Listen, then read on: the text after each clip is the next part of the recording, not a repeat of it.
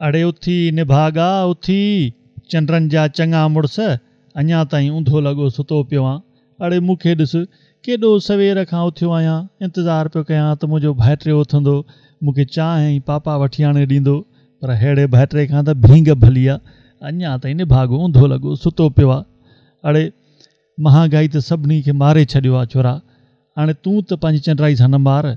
हा, महांगाई जी हालत ॾिस, अॼु गैस बि कान्हे का, हाणे सभु मरंदासीं। मामा मूंखे तंग न कर, मां तुंहिंजो नौकर न आहियां जो तुंहिंजे लाइ चांहि पापा वठी अचां।